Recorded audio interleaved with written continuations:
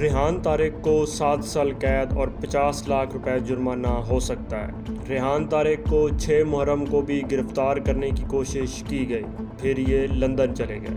اور ریحان طارق کیس میں آگے کیا ہونے جا رہا ہے آپ کو اس ویڈیو میں بتانے والا ہوں۔ سب سے پہلے آپ کو بتا دوں پیکا ایکٹ سیکشن 11 ہے جس میں اشتعال انگیزی شامل ہے، اور ریحان طارق کے اوپر جو ایف آئی آر ہے اس میں توہین مذہب بھی شامل ہے۔ اس ایف آئی آر میں جو دفعات شامل ہیں وہ بھی آپ کو بتاؤں گا۔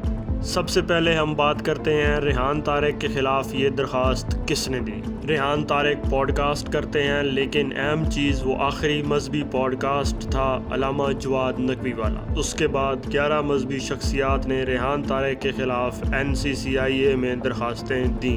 اور اب ریحان طارق کے ساتھ آگے جو ہونے جا رہا ہے وہ یہ ہے کہ انہیں 6 دن کا ریمانڈ ملا ہے۔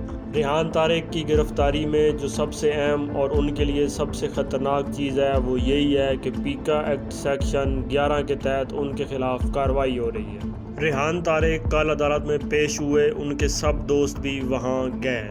بطور صحافی ہماری ہمدردیاں ریحان طارق کے ساتھ ہیں، ان کو گرفتار نہیں کیا جانا چاہیے تھا۔ آزادی اظہار رائے بھی یہی کہتی ہے، لیکن جب پیکا ایکٹ سیکشن 11 اور توہین مذہب جیسے الزامات شامل ہو جائیں تو معاملات بہت حساس ہو جاتے ہیں۔ ریحان طارق صاحب نے ایک سوال کیا تھا اور وہ 24 نیوز چینل پر بھی نشر ہوا۔ محسن نقوی صاحب کے چینل پر بھی وہی پروگرام چلا۔ محسن نقوی صاحب کے ساتھ انہیں کام کرتے ہوئے 16 سال ہو چکے ہیں۔ محسن نقوی اس وقت وزارت داخلہ پاکستان ہے اور ایک مضبوط شخصیت سمجھے جاتے ہیں۔ ان کا موبائل بھی ضبط کر لیا گیا ہے۔ موبائل کے اندر موجود ڈیٹا، کانٹیکٹس اور دیگر معلومات کا جائزہ لیا جائے گا۔ بتایا جا رہا ہے کہ پیکا ایکٹ کے تحت اگر کسی ڈیوائس میں متعلقہ مواد موجود ہو تو وہ ڈیوائس بھی تحویل میں لی جا سکتی ہے۔ ریحان طارق صاحب کی اہلیہ بھی آج عدالت میں پیش ہوئیں اور انہیں ایف آئی آر کی کاپی فراہم کی گئی۔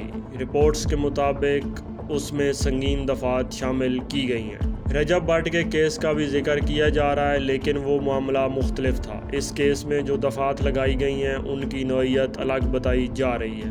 ابھی کی صورتحال کے مطابق ریحان طارق کے لیے وقت کافی مشکل ہے۔ وہ 6 دن کے جسمانی ریمانڈ پر ہیں اور انہی دنوں میں تفتیش آگے بڑھے گی، اور آئندہ کیا ہوگا اس کا فیصلہ بھی اسی دوران ہونے والی کارروائی پر منحصر ہوگا۔